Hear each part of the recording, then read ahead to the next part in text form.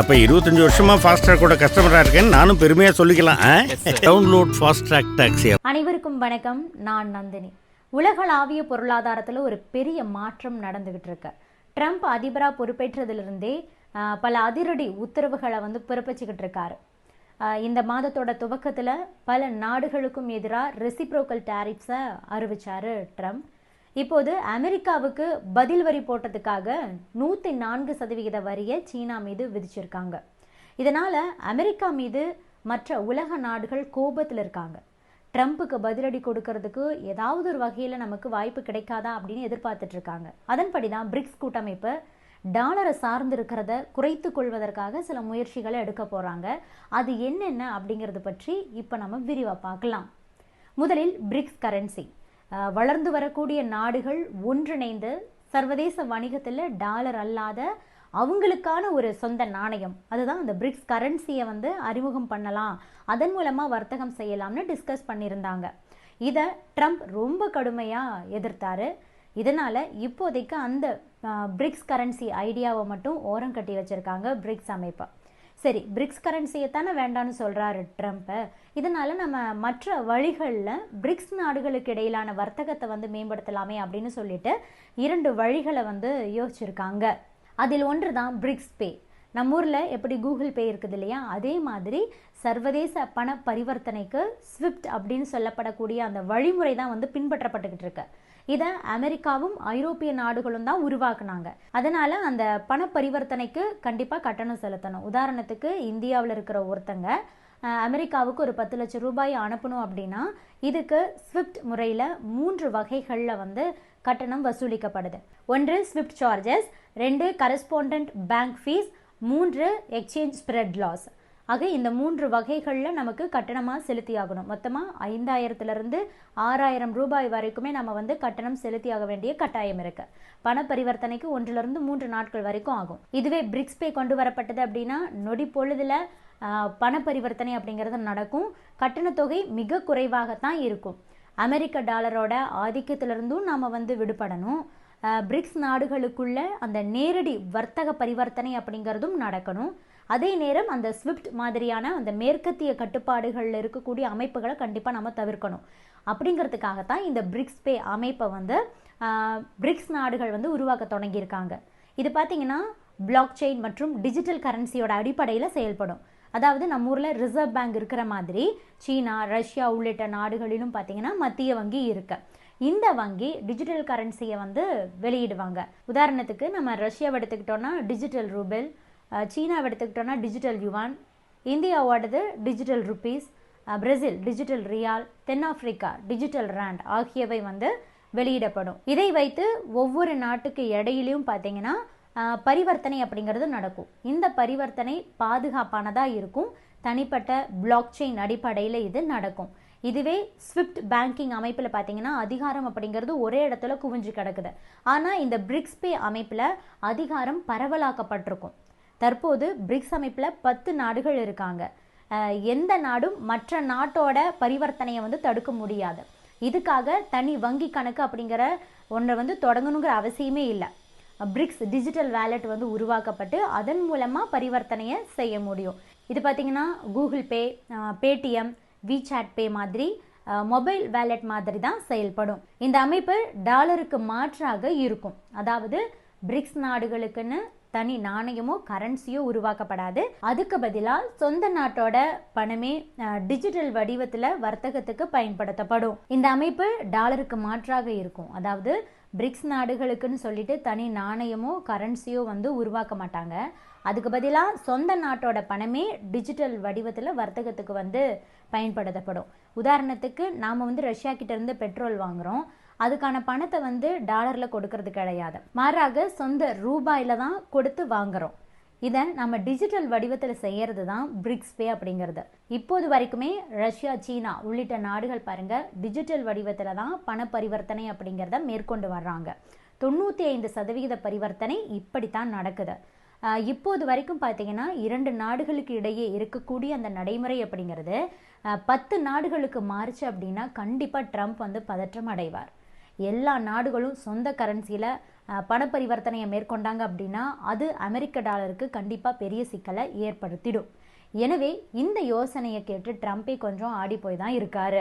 இந்த பிரிக்ஸ் பே திட்டத்தை இந்தியா எடுத்துக்கிச்சு அப்படின்னா நம்முடைய பொருளாதாரம் கண்டிப்பாக வளர்ச்சி அடையும்னு சொல்றாங்க நிபுணர்கள். இந்தியாவில் சுமார் 11 கோடி பேருக்கும் அதிகமானவங்க எம்எஸ்எம்இ துறையில தான் வந்து வேலைவாய்ப்பை பெற்று வர்றாங்க. இந்த துறையை இன்னுமே நம்ம பூஸ்டப் பண்ணணும் அப்படின்னா இந்த பிரிக்ஸ் பே அப்படிங்கிறது நமக்கு ரொம்பவே பயன்படும் அப்படின்னு சொல்றாங்க நிபுணர்கள். இந்தியாவில் 6.53 கோடி எம்எஸ்எம்இ சிறு குறு மற்றும் நடுத்தர தொழில் நிறுவனங்கள் இயங்கிட்டு இருக்கு. இதனுடைய வளர்ச்சி அப்படிங்கிறது நாட்டோட ஒட்டுமொத்த வளர்ச்சியே வந்து கண்டிப்பாக அதிகரிக்கும். 2023ஆம் ஆண்டு நிலவரப்படி நம்ம எடுத்துக்கிட்டோம்னா இந்தியா பிரிக்ஸ் நாடுகளோட ஏறத்தாழ $200 பில்லியன் அளவுக்கு வர்த்தகத்தை பண்ணியிருக்காங்க.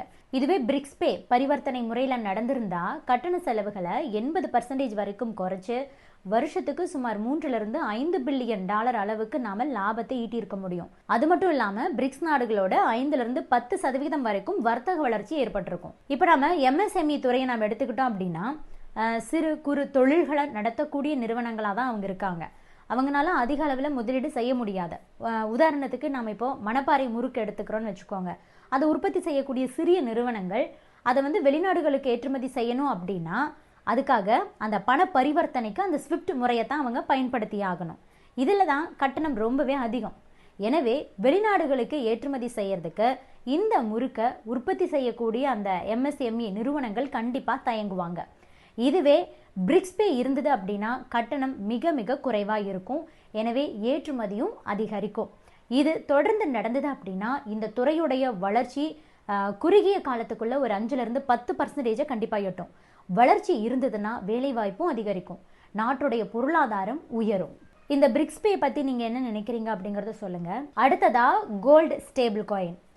கிரிப்டோ கரன்சி மார்க்கெட்டில் டாலரோடு இணைக்கப்பட்ட நிலையான நாணயங்களை தான் ஸ்டேபிள் காயின் அப்படின்னு சொல்கிறாங்க. இப்போ பிரிக்ஸ் எடுத்திருக்கக்கூடிய ஒரு விஷயம் என்னன்னா கோல்டு ஸ்டேபிள் காயினை வந்து நம்ம பயன்படுத்தலாம் அப்படிங்கிற ஒரு முயற்சி தான்.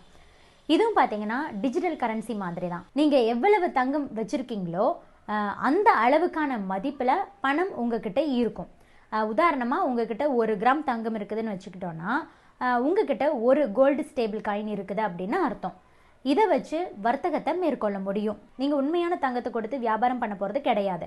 ஆனால் தங்கத்துக்கு இணையான மதிப்பு கொண்ட டிஜிட்டல் கரன்சி அப்படிங்கிறது உங்ககிட்ட இருக்கும். இதை கிரிப்டோ வேலெட் அல்லது பிளாக் செயின் வழியாக பரிமாற்றம் செய்ய முடியும். ஆன்லைன் பரிமாற்றமும் ரொம்ப எளிதாக இருக்கும். பிரிக்ஸ் நாடுகளுக்கு நடுவில் இந்த கோல்டு ஸ்டேபிள் காயின் பார்த்தீங்கன்னா ரொம்ப வெற்றிகரமானதாக இருக்கும்னு சொல்லப்படுது. ஏன்னா உலகத்தில் தங்கம் அதிகம் புழங்கக்கூடிய நாடுகளில் நம்ம இந்தியாவும் ஒன்று. இந்தியாவில் தங்கம் அப்படிங்கிறது ஒரு மரியாதை நிமித்தமான பொருளாகவே பார்க்கப்படுது. விழா நாட்களாக இருந்தாலும் சரி, திருமண நாட்கள் உள்ளிட்ட பல கொண்டாட்டங்களின் போதும் கூட தங்கம் வாங்கிறது ஒரு நடைமுறையாகவே இந்தியாவில் இருந்துட்டு இருக்கு. எனவே கோல்டு ஸ்டேபிள் காயின் அப்படிங்கிறது இந்தியாவில் கண்டிப்பாக சிறப்பாக இயங்கும். அது மட்டும் இல்லாமல் இஸ்லாமிய நாடுகளிலும் கூட பார்த்தீங்கன்னா தங்கத்துக்குன்னு தனி மதிப்பு இருக்குது. எனவே நிச்சயம் கோல்டு ஸ்டேபிள் காயின் திட்டம் அப்படிங்கிறது பிரிக்ஸ் நாடுகளுக்கு இடையே வெற்றிகரமானதாக இருக்கும் அப்படின்னு சொல்லப்படுது.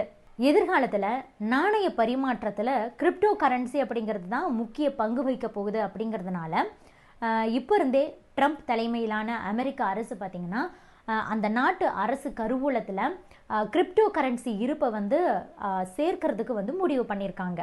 இந்த சூழ்நிலையில தான் டாலரோடு இணைக்கப்பட்ட நிலையான நாணயங்கள் ஸ்டேபிள் காயின்ஸ் உலக சந்தைகளில் ஆதிக்கம் பெருகும்போது தங்கத்தை மையமாக கொண்ட டிஜிட்டல் கரன்சியை வந்து கொண்டுட்டு வந்து டாலர் ஆதிக்கத்தை நாம் வந்து எதிர்க்க முடியும். இதில் பிரிக்ஸ் நாடுகள் முக்கிய பங்காற்றும் அப்படின்னு எதிர்பார்க்கப்படுது. முக்கியமாக பிரிக்ஸ் கூட்டணியில் ஆதிக்கம் செலுத்தக்கூடிய ரஷ்யா, சீனா, இந்தியா ஆகியவை இணைந்து டாலர் அடிப்படையிலான ஸ்டேபிள் காயின்ஸ்க்கு எதிராக தங்கம் இணைக்கப்பட்ட ஸ்டேபிள் காயின்ஸை வந்து கொண்டுட்டு வரக்கூடிய முயற்சியில் கண்டிப்பாக தீவிரமாக இறங்குவாங்க அப்படிங்கிற ஒரு எதிர்பார்ப்பை வந்து தற்போது ஏற்பட்டிருக்கு. அந்த தங்கம் இணைக்கப்பட்ட அந்த கோல்டு ஸ்டேபிள் காயின் உருவாக்கப்பட்டது அப்படின்னா வர்த்தகத்துக்கு பயன்படுத்துவதையும் தாண்டி சாதாரண காகித நாணயங்களால் ஏற்ற இறக்கங்கள் மற்றும் மதிப்பு குறைதல் ஆகியவற்றிலிருந்தெல்லாம் நாம் வந்து பொருளாதாரத்தை பாதுகாக்கக்கூடிய திறன் கொண்டதாக இருக்கும் அப்படின்னு கூட நிபுணர்கள் வந்து கணிச்சிருக்காங்க. இந்த கோல்டு கிரிப்டோ கரன்சி பார்த்தீங்கன்னா இந்தியா மற்றும் அரபு நாடுகளில் விரைவாக ஏற்றுக்கொள்ளப்படும் அப்படின்னும் எதிர்பார்க்கப்படுது. இப்போ இந்த தங்கம் இணைக்கப்பட்ட ஸ்டேபிள் காயின் ஐடியா அப்படிங்கிறது புதுசாக உருவானது கிடையாது. 2023ஆம் ஆண்டே பிரிக்ஸ் கூட்டணி நாடுகள் டாலருக்கு மாற்று நாணயத்தை வந்து கொண்டுட்டு வரணும் அப்படின்னு ஒரு பேச்சுவார்த்தையை நடத்தின போதே இந்த யோசனையும் வந்து முன்வைக்கப்பட்டிருக்கு. ஆக பிரிக்ஸ் கரன்சிக்கு எதிராக தற்போது ட்ரம்ப் வந்து பல நடவடிக்கைகள் எடுத்துக்கிட்டு இருக்காரு, அதுக்கு எதிராகவே நடந்துக்கிறாரு.